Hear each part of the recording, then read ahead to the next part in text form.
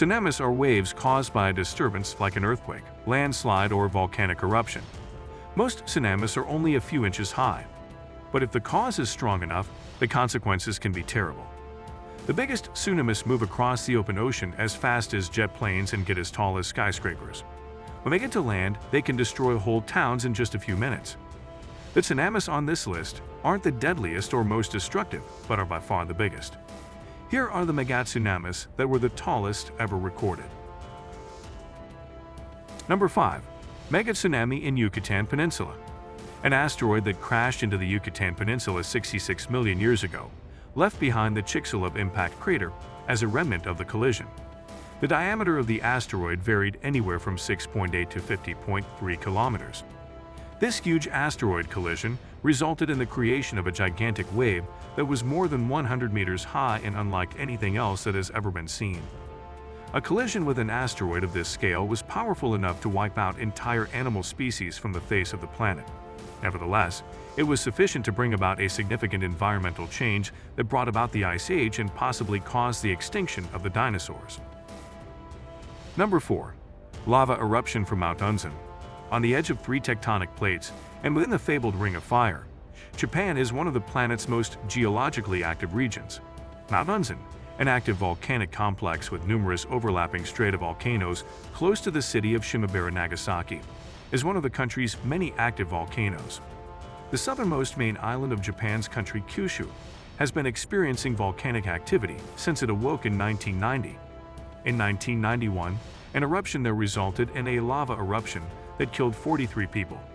Despite this, the fiery mountain is best remembered for the devastation it brought about in 1792, a year in which the region had been experiencing a number of earthquakes.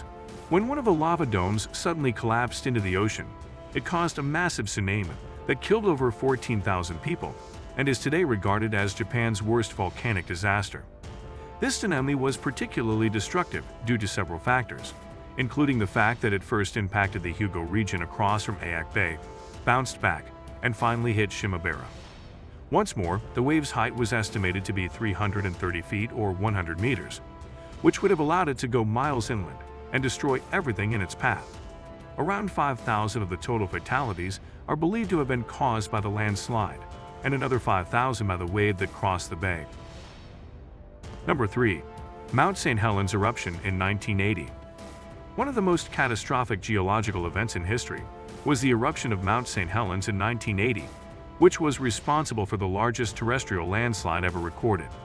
The entire collapse of the northern slope, which resulted in a gigantic pyroclastic flow, was the most prominent aspect of this eruption, which was brought on by a restless volcano and its extremely violent eruption.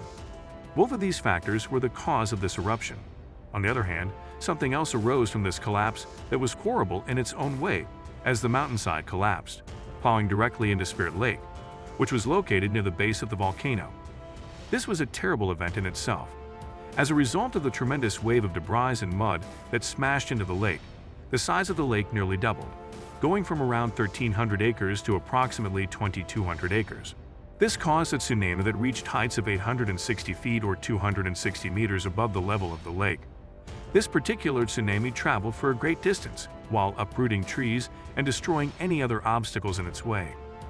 In spite of the fact that the water was traveling at an incredible speed and was 860 feet deep, it was eventually overcome by the raging cloud of ash that had been emitted by the mountain. When water and ash were mixed together, a particularly devastating type of mud flow was generated. This water and ash mixture was responsible for blocking rivers and leaving behind filthy sludge that took months to clear up. It took over 20 years for Spirit Lake to get to the state it is in now, but throughout the course of time, it was able to fill back up, and it is now managed and monitored at a level that is approximately 3,400 feet. Number 2. Inland tsunami in Italy in 1963. A second inland tsunami struck Italy shortly after World War II and caused significant damage in the vicinity of a reservoir some 100 kilometers north of Venice. Italy planned to build a variety of things, including a hydroelectric dam that became the infamous Morandi Bridge in Genoa.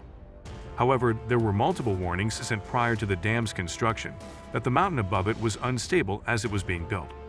The operators chose to lower the water level in the reservoir behind the dam as a safety measure, despite the people's repeated reports of tremors and landslides.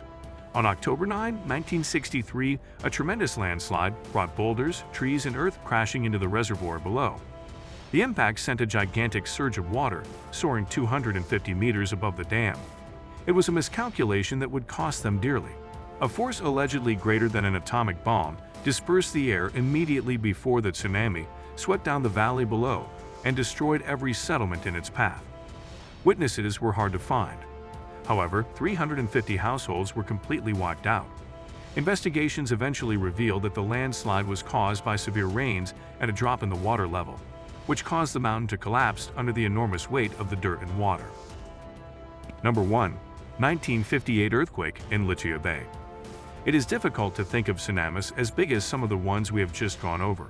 At the very least, they reach the height of a football field. However, the most devastating tsunami that has ever been documented is still to come. A strong earthquake struck the remote port of Lituya Bay in Alaska on a July evening in 1958, when the weather was calm and the temperature was cold. An estimated 30 million cubic meters of rock crashed down 3,000 feet into Gilbert Inlet as a result of the earthquake. This caused a torrent of water to be displaced, which then rushed upward and created a massive wave. Now, when we say that the wave was monstrous, what we mean is that when it rushed through the port, it uprooted all of the trees and vegetation that were along the slopes because it was nearly 500 meters or nearly 1,800 feet high. Surprisingly, there were only 5 persons who lost their lives as a result of the wave, despite the fact that it uprooted and carried away millions of trees. This is due to the fact that the region had such a low population density. Since then, nothing has even come close to matching that magnitude. We have spent a lot of time discussing how dangerous tsunamis may be, but now that we have a scale, it is much easier to comprehend how enormous they can become. Tsunamis continue to be among the most lethal natural disasters that can occur anywhere in the world. Well, that's it. Tell us what you think about these tsunamis in the comments below. Also, don't forget to subscribe to our channel and hit the bell icon to get a notification of our new videos.